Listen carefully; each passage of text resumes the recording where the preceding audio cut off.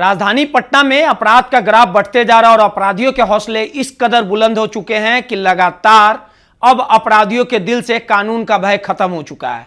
राजधानी पटना में आज दो बड़ी वारदातें हुई हैं। अटल पथ में जो विधायक हैं राजद के सुदय यादव, उनकी पत्नी जब टहलने जा रही थी तभी पहले से घात लगाए दो अपराधियों ने घटना को अंजाम दिया और सोने की चैन लूटकर फरार हो गए। इस पूरे घटना के बाद पुलिस महकमे में हड़कंप मच गया था। लगातार जो सचिवालय थाना है वो पीड़ित जो राजद के विधायक सुदय यादव उनकी पत्नी है डायल 100 में ले गए। सीसीटीवी कैमरे को खंगाला गया और सीसीटीवी कैमरे में जो तस्वीरें कैद हुई जिसमें 2 की संख्या में अपराधी आते हैं और दिन के उजाले में वारदात को अंजाम देने के बाद आराम से फरार हो जाते हैं। अब आप समझिए कि अटल पथ जहां पे हाई प्रोफाइल लोग हैं, जहां पे विधान पार्षद का आवास पड़ता है, तमाम गण्यमान्य लोग रहते हैं, वहां पे किस प्रकार से अपराधी घटना को अंजाम देते हैं। और समझने की जरूरत है कि कहीं ना कहीं अपराधी जो है वो दिन के उजाले में जो ये पूरी वारदात को अंजाम देते हैं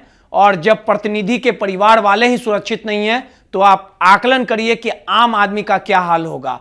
तब तक पुलिस इस मामले को सुलझा रही थी, तब तक अपराधियों ने बैक टू बैक दूसरी बड़ी वारदात को सीधे तौर पे अंजाम दिया। इन तस्वीरों को देखिए, ये अटल पथ की तस्वीरें हैं और शास्त्रीनगर थाना क्षेत्र की है। जिस प्रकार से जो महिला किसी कार्य से जा रही थी और 2 अपराधी मोटरसाइकिल से आते हैं और महिला के सोने की चेन छीनने का प्रयास करते हैं, लेकिन इस घटना में वो कहीं ना कहीं उन्हें कामयाबी नहीं मिल पाती है और मौका देखते ही एक अपराधी मौके से फरार हो जाता है, जबकि दूसरा अपराधी भीड़ के हत्थे चढ़ जाता है। देखिए तस्वीरों में कि किस प्रकार से जब भीड़ के हत्थे ये अपराधी चढ़ा तो लोगों का गुस्सा फूट पड़ा, तमाम लोग एकजुट हो गए और पुलिस के सामने ही अपराधियों की जमकर पिटाई की गई, जमकर लोगों ने हाथ साफ किया और पुलिस मूक दर्शक बनी रही। लगातार पुलिस का ये जो जवान है वो लगातार लोगों को मना कर रहा था, मिन्नतें कर रहा था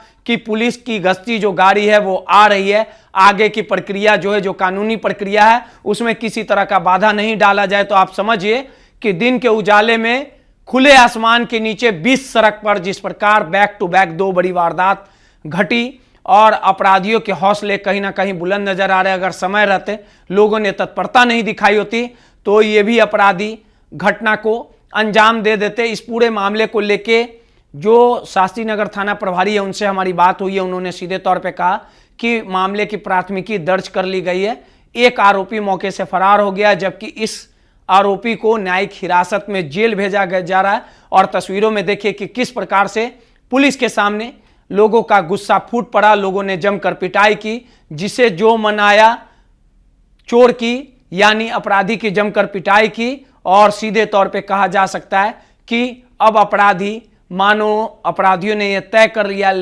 कर लिया कि अब वो रुकने वाले नहीं है और पुलिस के सामने ही इस युवक की जमकर पिटाई कर दी गई।